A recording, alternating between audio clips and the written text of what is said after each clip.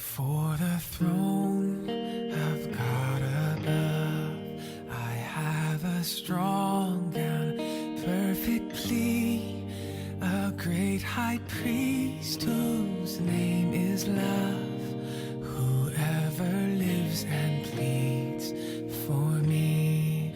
My name is graven on his hands, my name is written. Carta do apóstolo Paulo aos Romanos, capítulo 3, do versículo 10 ao 18, diz assim: como está escrito, não há um justo, nenhum sequer, não há ninguém que entenda, não há ninguém que busque a Deus, todos se extraviaram e juntamente se fizeram inúteis, não há quem faça o bem, não há nenhum só. A sua garganta é um sepulcro aberto, com as suas línguas tratam enganosamente, peçonha de áspide está debaixo de seus lábios, cuja boca está cheia de maldição e amargura, os seus pés são ligeiros para derramar sangue, e em seus caminhos há destruição e miséria, e não conheceram o caminho da paz, não há temor de Deus diante de seus olhos. Amém? Falar em pecado é falar de um assunto que sempre estará fora de moda, irmãos. Não é um assunto agradável, não é um assunto que as pessoas gostam de ouvir, é um assunto que sempre estará fora de moda. Falar sobre o pecado não é falar apenas de algo que está fora de moda, mas é falar algo que tem um significado diferente em cada cultura, em cada época. Se você pronunciasse a palavra pecado há 20 anos atrás, a nossa sociedade teria um entendimento dessa palavra. Há apenas 20 anos. Se você pronunciar esta palavra hoje em nossa sociedade, ela tem um outro entendimento desta palavra. A nossa cultura mudou. E com ela, as novas interpretações das palavras. Certo? Falar sobre pecado é falar de algo desagradável.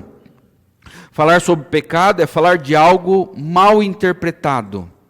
As pessoas interpretam o pecado de forma errônea. Isso falando de forma teológica agora, olhando para a Bíblia, as pessoas têm um entendimento errado sobre o pecado. E Paulo, ele dedicou 3 capítulos da carta aos Romanos para falar sobre pecado.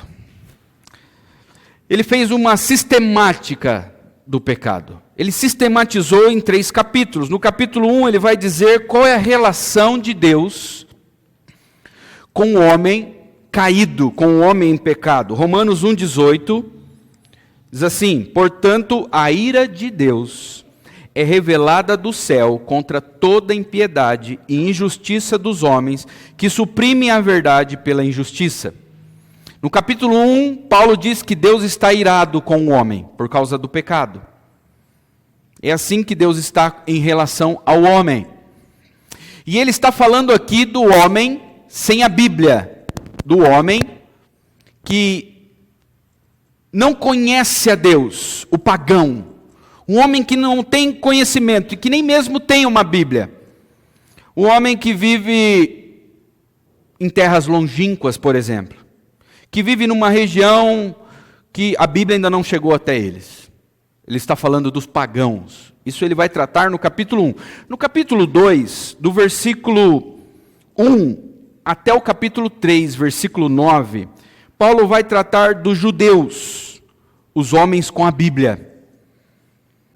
E ele vai dizer que os judeus também, por terem uma Bíblia, não significa que eles estão salvos. Romanos 3, versículo 9, ele diz: que concluiremos então? Estamos em posição de vantagem? Porque Paulo era um judeu. Então ele diz: nós estamos em posição de vantagem? Ele diz: não, em relação aos pagãos. Não, já demonstramos que tanto judeus quanto gentios, ou seja, os pagãos, estão debaixo do pecado. E agora, do versículo 10 até o 18, que nós lemos, Paulo vai tratar, ele vai fazer uma avaliação geral do homem, de como Deus vê o homem, de como a Bíblia diz, o que a Bíblia diz sobre o homem em pecado.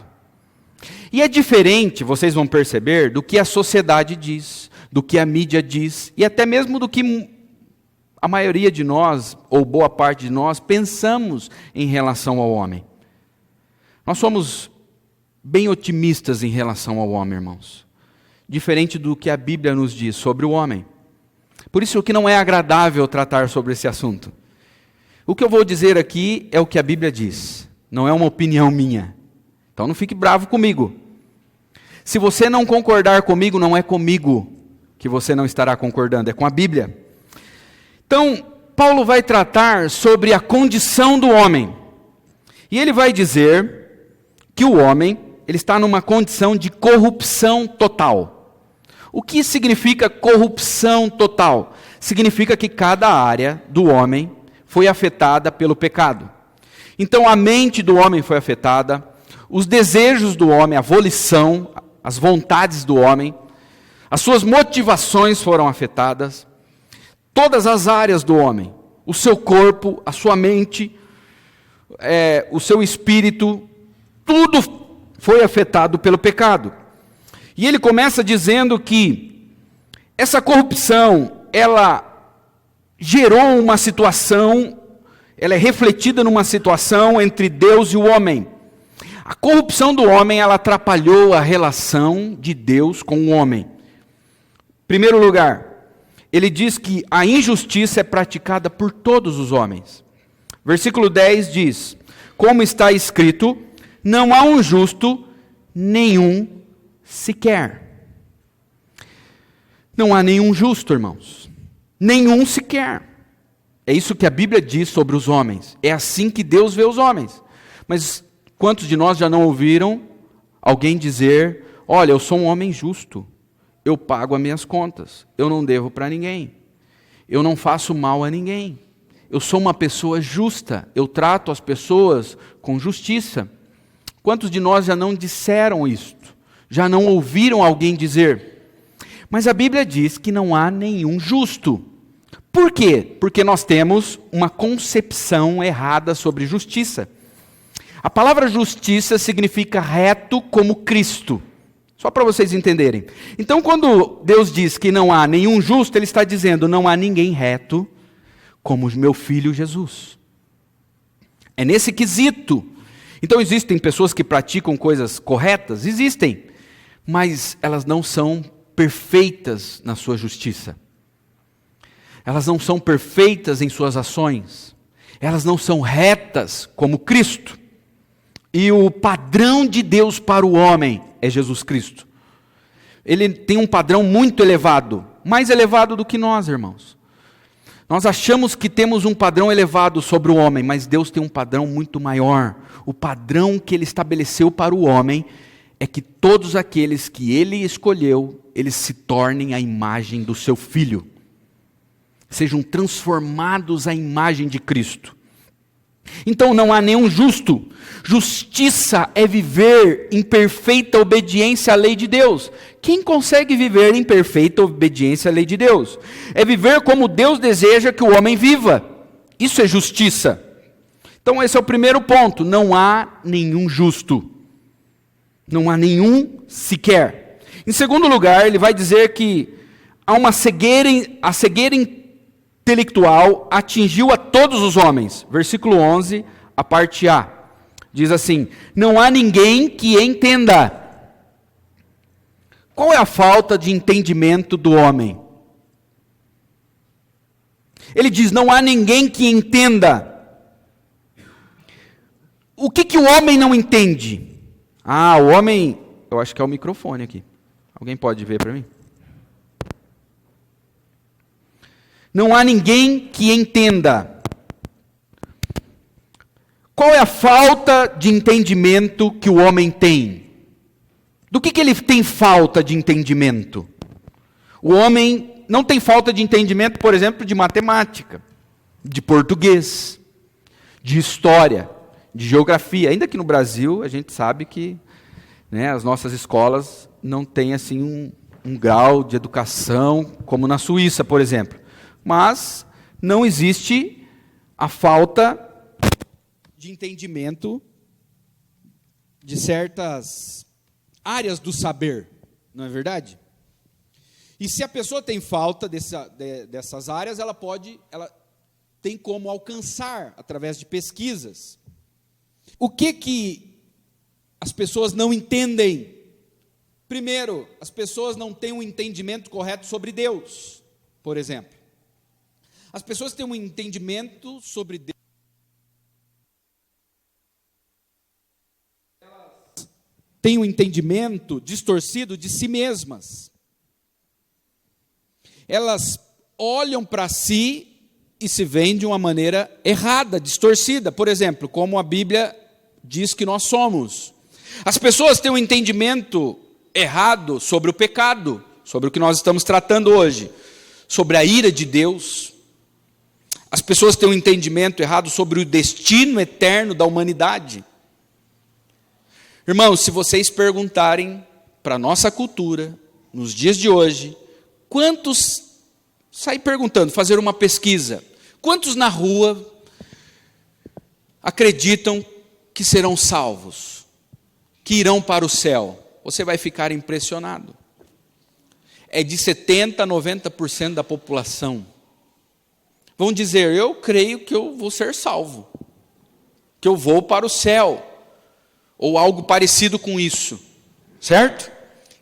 A maioria das pessoas vão dizer que não existe inferno. A maioria das pessoas vão dizer que Deus ama a todos e que vai salvar a todos. Esse é o pensamento da nossa cultura, dos nossos dias. E as pessoas podem crer no que elas quiserem, irmãos. Nós estamos falando do ponto de vista bíblico, o que a Bíblia diz. E aí você fica com o que as pessoas dizem ou com o que a Bíblia diz. É uma decisão. As pessoas não têm entendimento sobre o plano da salvação. Por que Jesus Cristo veio a esse mundo? Por que Ele teve que morrer numa cruz? As pessoas têm um entendimento errado de Cristo, da salvação. 2 Coríntios 4,4 diz, nos quais, e aí Paulo vai dizer por que as pessoas têm um entendimento errado, irmãos, sobre todas essas coisas que eu listei, nos quais o Deus, com letra minúscula, está falando de Satanás, o Deus deste século cegou o entendimento de quem? Dos incrédulos, para que lhes não resplandeça a luz do evangelho da glória de Cristo, o qual é a imagem de Deus. Por que as pessoas não entendem? Porque o Deus deste século cegou as pessoas, para que elas não vejam o quê? O evangelho, a boa notícia. Em terceiro lugar, a Bíblia vai dizer que não há quem busque a Deus. Então não há nenhum justo, não há ninguém que entenda, e em terceiro lugar, não há quem busque a Deus. Versículo 11, a parte B diz, não há ninguém que busque a Deus. Daí você vai dizer, mas Fernando, como tem tanta igreja aberta no mundo inteiro? Como é que tem tantas religiões? As pessoas estão buscando a Deus. Como é que não há ninguém que busque a Deus? Quando Paulo diz não há ninguém que busque a Deus, buscar a Deus é desejá-lo acima de tudo. Buscar a Deus é buscar a sua glória e ter o desejo de promover a glória de Deus. De ver Deus sendo reconhecido e glorificado. Buscar a Deus é ter como principal objetivo de nossas vidas conhecê-lo, amá-lo e viver para a sua glória. Quando a Bíblia diz que não há ninguém que busque a Deus, é nesse sentido. Ela está dizendo, as pessoas estão buscando a Deus, mas que Deus elas estão buscando? Esse é o primeiro ponto. E quando elas buscam o Deus verdadeiro, de que forma elas estão buscando? Será que é com a motivação correta? Será que elas estão buscando para que Deus seja exaltado, para que Deus seja glorificado? Ou porque elas querem usar Deus para resolver os seus problemas? Ou Deus é um meio para que ela chegue a um fim? Esse é o ponto. Quando Paulo diz, não há quem busque a Deus, a Bíblia nos diz, é nesse sentido. Como é possível um homem caído, um homem em pecado, que foi corrompido em todas as áreas da sua vida, buscar a Deus? A Bíblia diz que o homem caído, ele é inimigo de Deus. Romanos 8:7, porquanto a inclinação da carne é inimizade contra Deus, pois não é sujeita à lei de Deus, nem em verdade o pode ser. O homem não busca Deus porque ele é inimigo de Deus. João 3,19 diz, E a condenação é esta, que a luz veio ao mundo e os homens amaram mais as trevas do que a luz, porque as suas obras eram más. A luz veio ao mundo, está falando de quem? De Cristo. Mas os homens amaram mais as trevas do que a luz, porque as suas obras eram más. Agora eu pergunto aos irmãos, como é possível buscar a Deus e amá-lo? Como isso é possível? João 6,44 diz, o próprio Cristo dizendo, ninguém pode vir a mim, se o Pai que me enviou o não trouxer. Ninguém pode vir a mim. Olha o que Jesus disse, irmãos. Homem nenhum pode ir até Cristo, a não ser, ele diz, que o Pai traga esta pessoa até Cristo. Olha João 6,65. E dizia, por isso eu vos disse que ninguém pode vir a mim. Jesus dizendo novamente, se por meu Pai não lhe for concedido. Deus tem que conceder que a pessoa vá até Cristo. João 5,40 diz, e não quereis vir a mim para terdes vida. Espera aí. Primeiro Jesus diz que ninguém pode ir. Depois ele diz que ninguém quer ir. Ele diz, vocês não querem. E vocês não podem. O que está certo? Que as pessoas não podem ou elas não querem? As duas verdades estão corretas. As pessoas não podem ir. E também elas não querem ir. Então, qual é o real estado do homem? Deus diz que todo homem é injusto, ou seja, nenhum homem é reto como Jesus Cristo, não tem entendimento das coisas espirituais e ele não busca Deus. E quando ele busca para os seus próprios interesses. Em segundo lugar, a consequência do estado caído que os homens se encontram. Versículo 12 diz, ele vai dizer as consequências agora, da queda da humanidade. Do homem ter desviado do caminho de Deus. Versículo 12 diz, todos, olha a palavra, irmãos, todos, ele não diz alguns, ele diz todos se extraviaram, e juntamente se fizeram inúteis, não há quem faça o bem, não há nenhum só. Você percebe qual é a palavra que Paulo está enfatizando? Não há nenhum justo, não há ninguém que entenda. Agora ele diz todos, não há ninguém, não há quem faça, não há nenhum só. Ele está dizendo que todos os seres humanos, toda a raça humana foi corrompida pelo pecado. E ele diz qual o resultado disso? Todos se extraviaram. A palavra extraviar é sair do caminho. De qual caminho, irmãos? Do caminho de Deus. Ele está citando Isaías 53:6.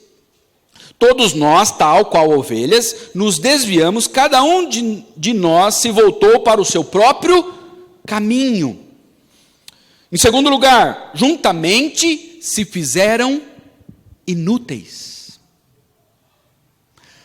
Se você chegar para alguém e disser, você é inútil, é perigoso você levar um soco, um tapa, não é assim? É perigoso a pessoa nunca mais falar com você. Isso é o mínimo, né?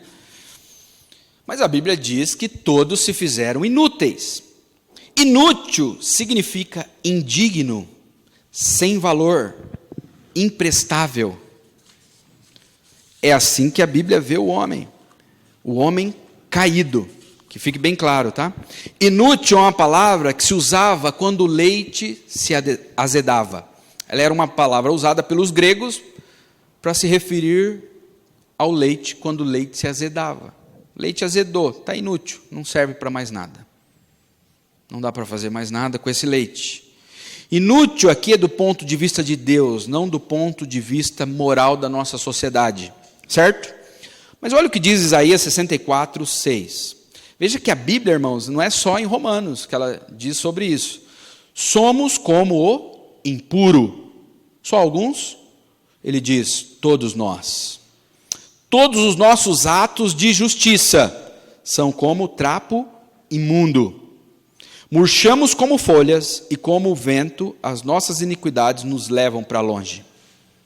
Então o homem é visto assim, irmãos. Esse é o diagnóstico de Deus. Esse é o diagnóstico de Deus. Dr. Martin Lloyd Jones, ele diz o seguinte: o homem não precisa simplesmente ser melhorado um pouco, ou receber alguma ajuda. Ele é vil e está desamparado. O homem não precisa de um ajuste. O homem não precisa de uma reforma. Ele precisa ser feito de novo. Por isso que a Bíblia fala do novo nascimento, ser gerado novamente pelo Espírito de Deus. Em terceiro lugar, ele diz: não há quem faça o bem. Ninguém faz o bem do ponto de vista de Deus, irmãos. Aí você vai dizer: mas eu faço, pastor, eu ajudo o pobre. Outro dia eu ajudei um vizinho meu que estava em necessidade, eu ajudo o hospital do câncer. Como que eu não faço o bem? A pergunta é: o que é fazer o bem do ponto de vista de Deus? 1 Coríntios 10, 31. Portanto, quer comais, quer bebais, ou façais outra qualquer coisa, fazei tudo para a glória de Deus. O homem caído, ele não faz o bem pensando na glória de Deus.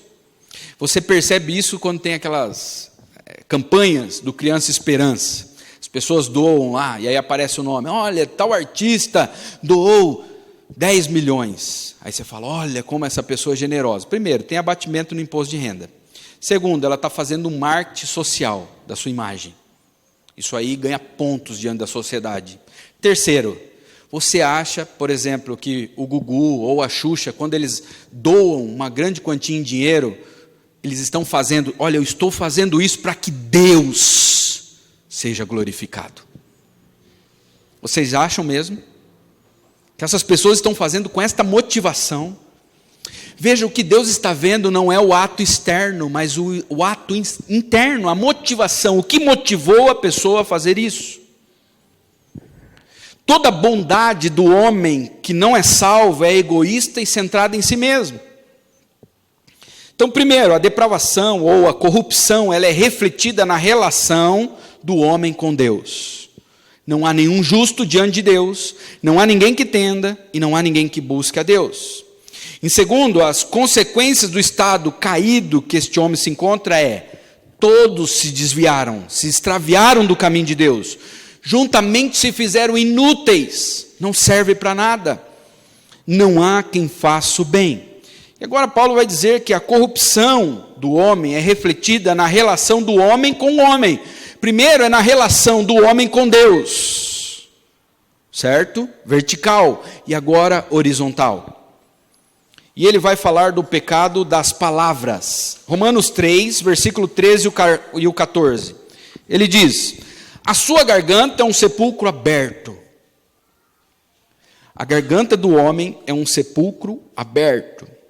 Com as suas línguas tratam enganosamente. Peçonha de áspide está debaixo de seus lábios, cuja boca está cheia de maldição e amargura. Sua garganta é um sepulcro aberto. Enterre uma pessoa e depois de 3 meses vai lá e abra o túmulo. Veja que cheiroso que está lá. Depois de 3 meses, não precisa esperar muito. É isso que ele está dizendo: a boca do homem é como um sepulcro aberto. Suas línguas tratam enganosamente. Peçonha de áspide. O que é peçonha de áspide? Veneno de cobra. Ele está dizendo que a boca do homem é como um veneno de cobra. Existe um veneno debaixo da boca da cobra. A víbora tem seu veneno oculto numa pequena bolsa junto à raiz do beiço. Ao picar uma pessoa, ela pressiona a bolsa cheia de veneno, infiltra o veneno na ferida. E essa pessoa morre vítima do veneno. A não ser que ela tome a vacina, né? E ele diz: cuja boca está cheia de maldição e amargura. Os homens amaldiçoam a Deus e uns aos outros. O pecado da língua aqui, que Paulo está dizendo, na verdade é um reflexo do coração. Ele não está dizendo que o problema do homem é em si, na boca, no que ele fala, ainda que o que ele fala reflete o que está no coração. Olha o que diz Mateus 12, 34. Jesus falando com alguns homens, olha como ele chama estes homens: raça de víboras. Como podem vocês, que são maus, dizer coisas boas? Pois a boca fala do que está cheio o quê? O coração. Quando Paulo diz que a boca do homem é um sepulcro aberto, ele está dizendo, não é a boca somente, é todo o homem. É o coração do homem que está doente. E agora ele vai falar dos pecados dos atos. Romanos 3, versículo 15 e 16, ele diz, seus pés são ligeiros para derramar sangue, em seus caminhos há destruição e miséria, e não conheceram o caminho da paz. Então, em primeiro lugar, a corrupção leva o homem a desrespeitar a vida humana. Versículo 15 diz, os seus pés são ligeiros para quê? Para derramar sangue. Não significa aqui que todo homem é um assassino, mas significa que todo ser humano é um assassino em potencial. Todo homem tem o potencial para se tornar um assassino. Por mais que ele seja uma pessoa mansa, por mais que ele seja uma pessoa dócil, mas há dentro do homem um potencial para matar. Segundo lugar, ele diz, a depravação leva o homem a desrespeitar os valores humanos. Versículo 16 diz, em seus caminhos há destruição e miséria. Por onde o homem passa, há destruição e miséria. Destruição é a causa, miséria é o efeito depois que o homem passa por um lugar. Destruição é o que ele causa, e miséria é o que ele deixa. E nós vemos isso nos países que estão sendo explorados, por onde o homem passou. Nós temos visto isso na natureza, onde o homem colocou as mãos, ele destruiu e causou miséria. Os rios estão poluídos, a falta de alimento, pessoas morrendo de fome, a destruição, há guerras acontecendo neste exato momento. Existem pessoas financiando estas guerras, ganhando dinheiro com a morte de outras pessoas. Irmãos, nós vivemos, é só abrir os jornais, é só assistir o da Atena, você vai ver destruição e miséria. O homem ele é corrompido, ele é como um terremoto que passa e tudo devasta. Em terceiro lugar, a depravação leva o homem a desrespeitar os relacionamentos humanos. Versículo 17 diz, e não conhecer o caminho da paz. Como o homem não está em paz com Deus, ele também não está em paz com o próximo. Você percebe? Primeiro Paulo tratou da relação de Deus com o homem, do homem com Deus. E agora ele trata da relação do homem com o homem. Eles não conheceram o caminho da paz. E aí o ápice de tudo isso. Por que o homem é assim? Em quarto lugar, versículo 18. Não há temor de Deus diante de seus olhos. O homem não está com medo de Deus. Ele faz as coisas como se Deus não existisse. E como se Deus não fosse fazer nada com ele. Por isso que, se você ler Romanos 1, Paulo vai falar da degradação da nossa sociedade. De como ela está corrompida e imoral. E Paulo começa no 1,18 dizendo que Deus está irado com o homem. Mas o homem não está nem aí. Vai dizer que homens estão se casando com homens e mulheres com mulheres. Em Romanos 1 isso. Há mais de 2000 anos atrás. Vai dizer que o homem fazia isso de forma natural. Sem medo de Deus. E o homem mudou, irmãos? Não mudou. Não há temor de Deus diante dos seus olhos. Mas será que o homem deveria ter medo de Deus? Vamos ver o que Jesus diz. Mateus 10, 28. Não tenham medo dos que matam o corpo, mas não podem matar a alma. Não tenham medo dos que matam o corpo, mas não podem matar a alma. Não tenha medo do ladrão, do bandido, é isso que a Bíblia está dizendo. Eles podem matar o corpo, mas não podem matar a alma. Antes, isso é Jesus dizendo, tá? Tenham medo. Ele diz, tenham. Daquele que pode destruir tanto a alma como o corpo, onde? No inferno. Então a Bíblia diz que o homem deve ter medo de Deus. E Deus está irado com o homem, mas o homem não tem medo. É só você ver a televisão, os jornais. E o homem deveria ter medo. Porque quando nós pecamos contra um Deus santo, contra alguém poderoso. Quando nós infringimos a lei de Deus, de que Deus nós estamos falando? Do Criador dos céus e da terra. Eu me lembro quando eu era criança ou adolescente, eu deveria ter uns 11, 12 anos, e no nosso bairro sempre tinha aqueles caras da pesada, né? Os caras mais perigosos. E a gente era pequeno, né? Então assim, a gente ouvia falar desses caras, já ficava com medo. E um dia eu estava andando, numa boa, subindo pelo bairro, e um desses caras, olha o apelido dele, Jabá, certo? Graças a Deus ele se converteu, né? Hoje ele é crente. Eu lembro que eu estava a umas 2 quadras da minha casa, eu morava aqui perto, e eu estava a umas 2 quadras, quando eu virei a esquina eu vi esse tal do Jabá. Eu era gordinho, irmão, vocês nunca viram o gordinho correr. Ó, gordinho não sobe em árvore, não pula muro e não corre. Mas quando está com medo... Mas eu corri, só de ter visto esse camarada.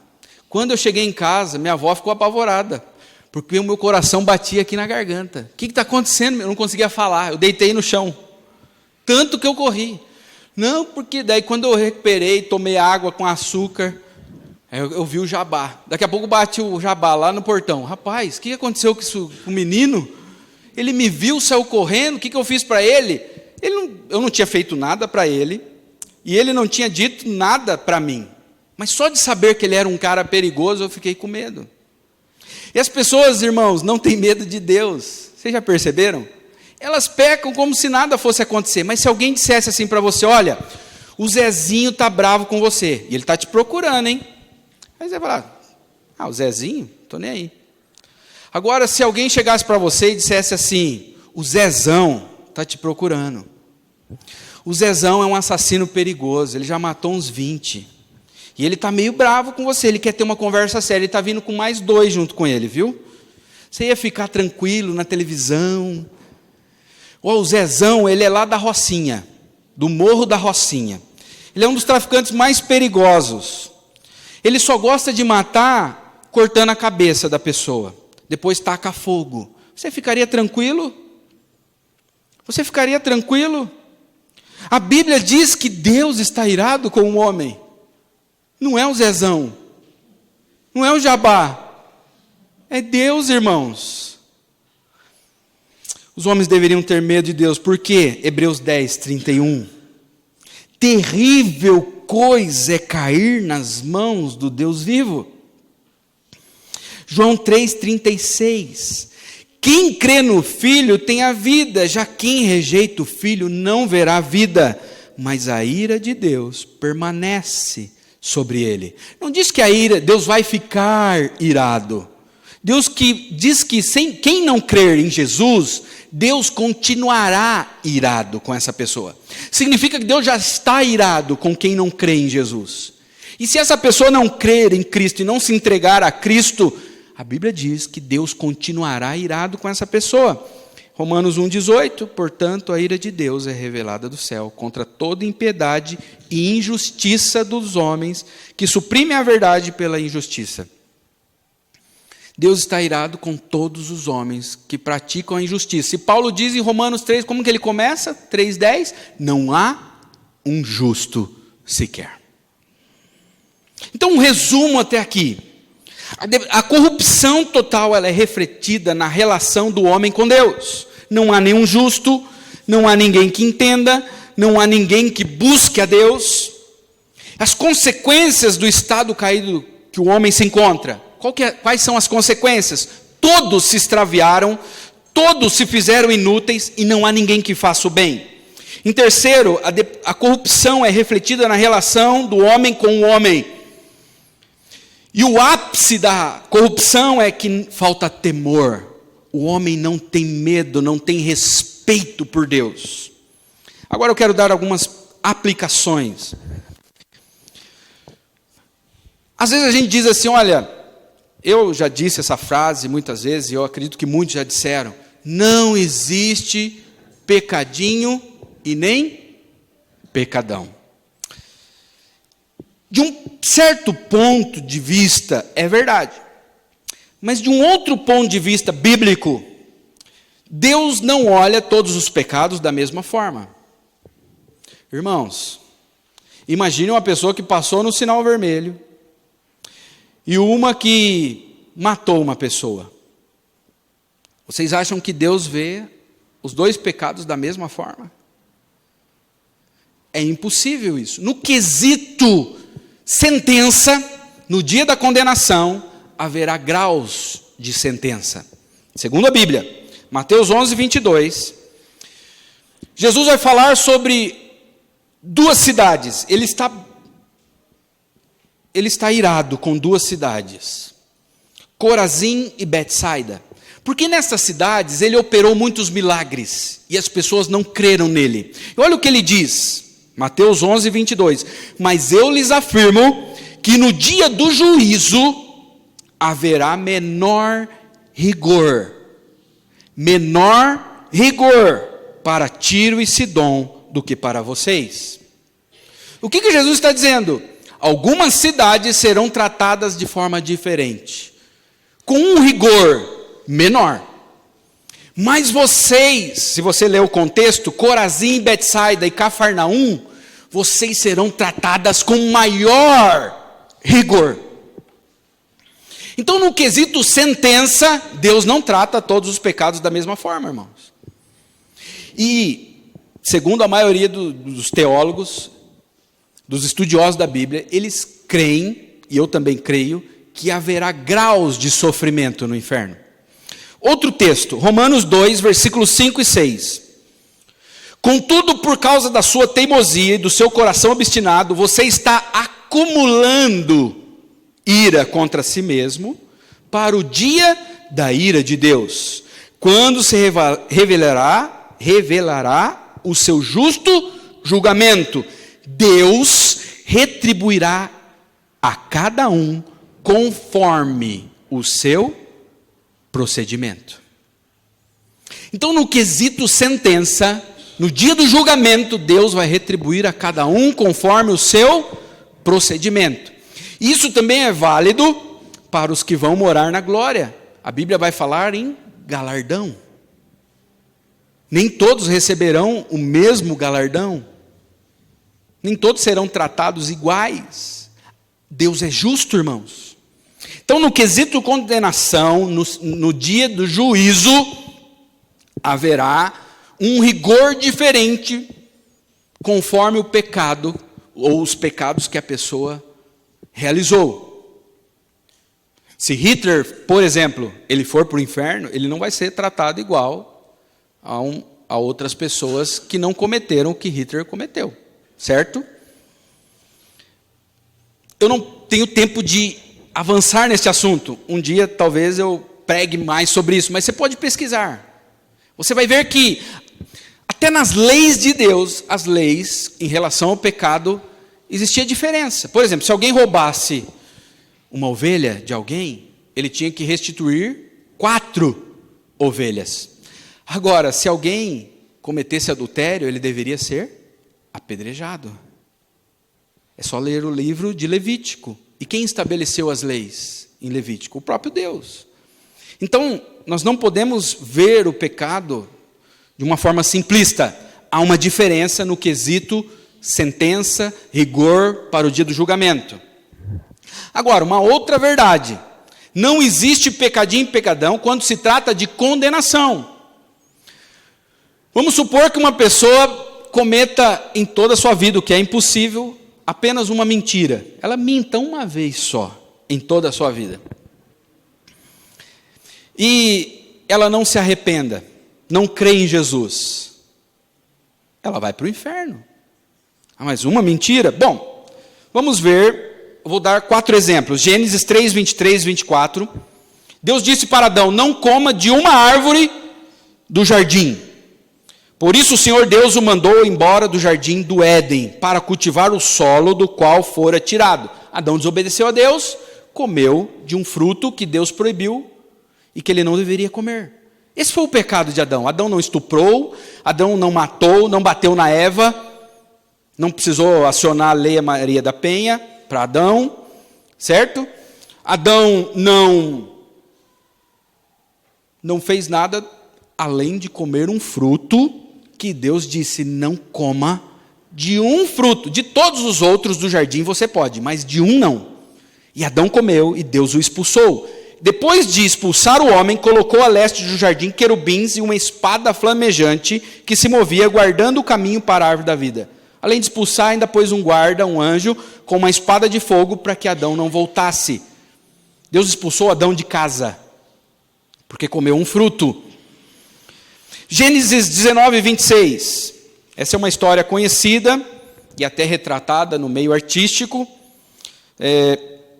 A história da mulher de Ló. Mas a mulher de Ló olhou para trás e se transformou numa coluna de sal. Imagine todas as vezes que nós olhássemos para algo que nós não devemos olhar e Deus nos matasse. Os homens, né? A mulher não tem tanto problema com isso, né? Imagine todas as vezes que você olhou para algo que você não deveria olhar. Você sabe do que eu estou falando. E Deus te matasse. Ele matou a mulher de Ló só porque ela olhou para a cidade. E ele disse que era para não olhar. Mas Deus disse também outras coisas que nós não devemos olhar.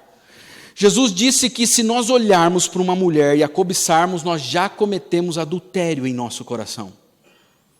Ele não disse se nós concebermos o adultério. Ele disse se nós olharmos.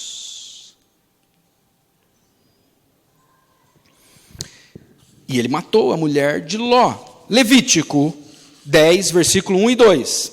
Nadab e Abiú, filhos de Arão, pegaram cada um seu incensário, nos quais acenderam fogo, acrescentaram incenso e trouxeram fogo profano perante o Senhor, sem que tivessem sido autorizados. Então caiu fogo da presença do Senhor e os consumiu, morreram perante o Senhor. Os dois filhos de Arão. Não sei se quem já viu um incensário. Incensário é uma peça assim que você põe um aroma e sai uma fumacinha com um cheiro agradável. E você sai balançando aquela fumaça. Só que existiam os incensos apropriados para serem realizados no culto do Antigo Testamento. Os aromas próprios, as misturas exatas. Só que Nadab e Abiú, eles se acharam no direito. Olha, a gente pode fazer um perfume mais, diferente. Eles se acharam perfumistas. Nem sei se é essa a profissão do que faz perfume. E eles colocaram um perfume ali que não poderia ser colocado. E Deus só mandou um fogo e matou os dois. Pronto. Algo que não poderia ser feito no culto e que eles fizeram. Agora imagine, irmãos, se Deus fosse matar todos os que fazem algo que não deve ser feito no culto. Em todas as igrejas. Tem gente dando piroleta em cima do púlpito. Se Deus fosse matar. Um outro caso.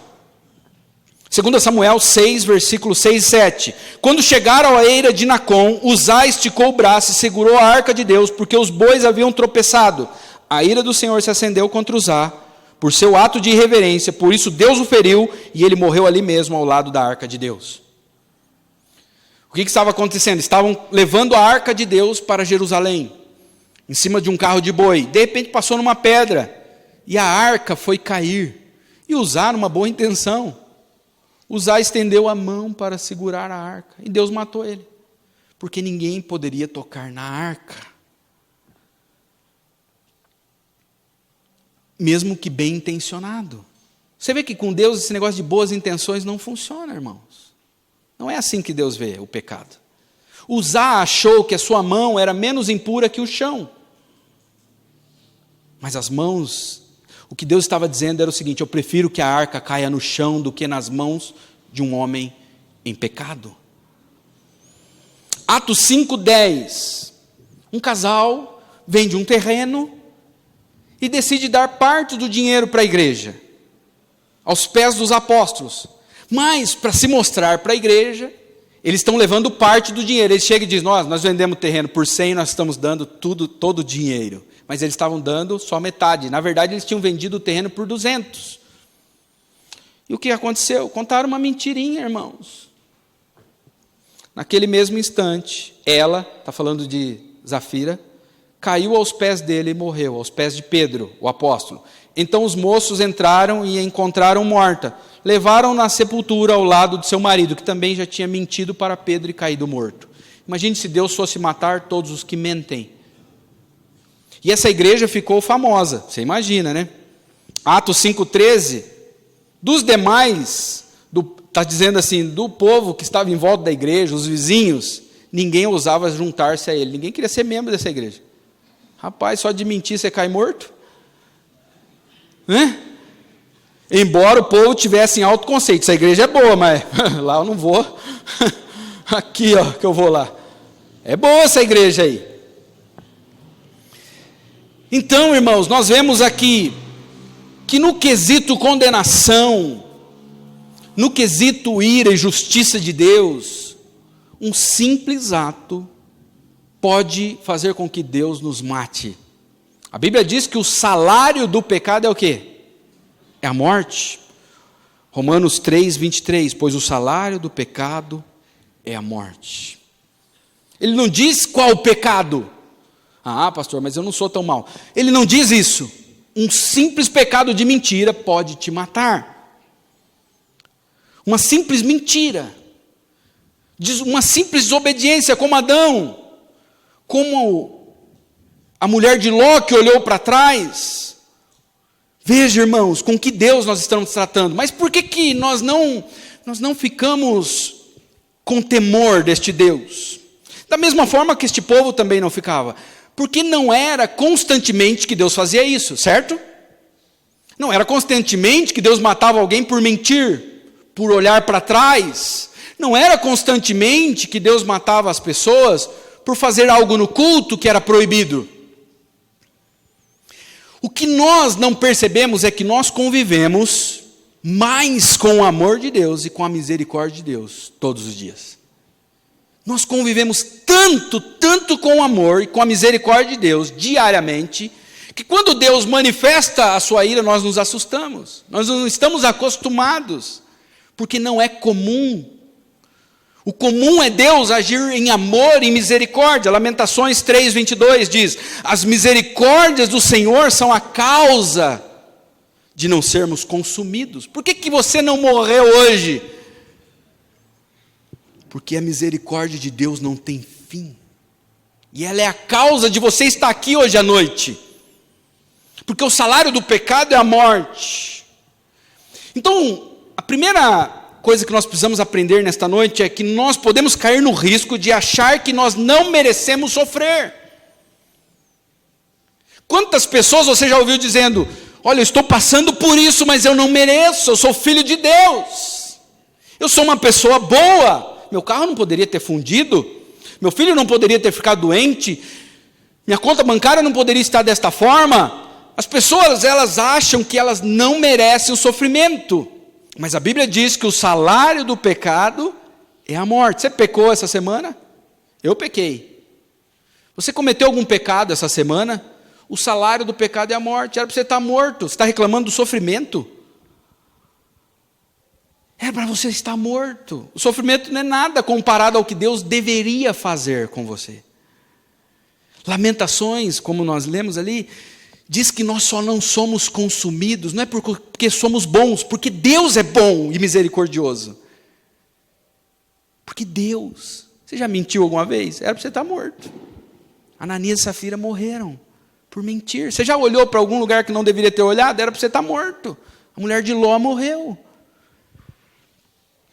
Esse é o primeiro risco, de achar que não merecemos sofrer. O segundo risco, cairmos no risco de achar que nós e as pessoas que amamos vão para o céu, mesmo não dando evidências de uma pessoa salva. É impressionante como as pessoas, elas se tornam santas e boas nos funerais. Vai no funeral para você ver. Ih, rapaz, esse cara aqui era uma benção. Ele vai para o céu. É um anjo, ele já está cantando lá com os anjos. Essa semana eu vi isso. Ele está cantando, ele tinha uma voz tão linda, ele está cantando com os anjos. Vocês percebem que todo mundo vai para o céu quando está no funeral? E nós podemos ter uma visão errada disso, porque às vezes nós olhamos para o nosso pecado e olhamos o pecado do outro e falamos assim, olha, eu faço alguma coisa de errado. Por exemplo, pastor, eu assisto essa novela aí como que é o nome? Babilônia. A mulher pode falar isso aí, porque o homem não assiste, né? Irmãos? Aí vamos supor, né? Que a mulher chega e fala assim, olha, eu tenho um problema, pastor, eu assisto a Babilônia, mas minha vizinha, ela trai o marido. Perto do que ela faz, né? Tipo assim, eu sou santa, pastor, eu só vejo minha novelinha. Né? Uma outra pessoa pode dizer assim, olha, eu tenho um hábito, pastor, de atravessar no sinal vermelho. É pecado. Mas meu vizinho jogou o filho pela janela, pastor. Vocês percebem? A gente olha para o pecado do outro e fala, olha, eu sou bom. Por isso que tem um monte de senhorinha assistindo o Datena, vocês perceberam? As velhinhas gostam do Datena, porque elas se sentem bem, elas falam, olha, minha vida inteira, eu nunca fiz isso, eu sou boa. Vocês percebem o que está por trás, a ideologia? Então nós caímos nesse risco, mas a Bíblia diz que Deus expulsou Adão do Éden porque comeu uma fruta. Matou a mulher de Ló porque olhou para trás. Matou Nadab e Abiú porque fizeram algo no culto que não deveriam. Matou Uzá só porque estava bem intencionado. Nós não podemos cair no risco de achar que o nosso pecado é pequeno diante de Deus, porque os outros pecados são maiores.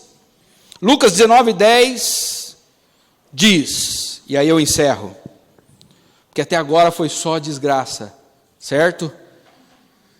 Eu mostrei a realidade do homem, como a Bíblia descreve o homem. Mas a Bíblia também diz que o Filho do Homem veio para buscar e salvar o que estava perdido. Por que Jesus veio a este mundo, irmãos? Para buscar e salvar o perdido. Se você não se acha perdido, então Cristo não veio para você. Se você acha que você pode ser salvo com as suas boas obras, então Cristo não veio para você. Por que Cristo precisaria morrer numa cruz? Se você é capaz de salvar a si mesmo, Cristo veio para buscar e salvar o perdido. E se nós mexermos nessa doutrina que eu preguei hoje, a doutrina do pecado, se nós deturparmos essa doutrina, nós estamos atacando a cruz de Cristo. Porque Cristo morreu pelos nossos pecados, a Bíblia diz. Cristo sofreu e padeceu na cruz por causa do teu pecado e do meu pecado. Agora, se nós mexermos nesta doutrina, e como ela tenha sido atacada em nossos dias, a doutrina do pecado, se nós mexermos nessa doutrina, nós estamos mexendo na cruz. A doutrina da corrupção do homem mostra a importância de Cristo ter vindo a este mundo e mostra o quanto nós carecemos de um Salvador. Jesus diz em João 14,6, eu sou o caminho, a verdade e a vida. Ninguém vem ao Pai, a não ser por mim. Essa é a mensagem de Deus. E talvez você está aqui nesta noite, Deus te trouxe aqui para ouvir sobre Cristo. Este mês a nossa igreja completa 21 anos, irmãos. Essa é a mensagem da nossa igreja, do que nós cremos. Nós cremos que o homem é um grande pecador, mas Cristo é um grande Salvador. Se você se sente perdido nesta noite, se você entendeu que você precisa de Cristo, se entregue a Ele nesta noite. Ele é bom e misericordioso. Ele está com os braços estendidos para te receber. Ele quer te salvar nessa noite. A Bíblia diz que Ele não tem prazer na morte do pecador. É da vontade dEle salvá-lo. Então se entregue a Ele. Corra para os braços de Cristo. Sua vida, eu te garanto, e a Bíblia também garante, sua vida nunca mais será a mesma. Todos que foram salvos aqui sabem disso. Então esta é a palavra de Deus para a sua vida. Que Deus abençoe. Amém?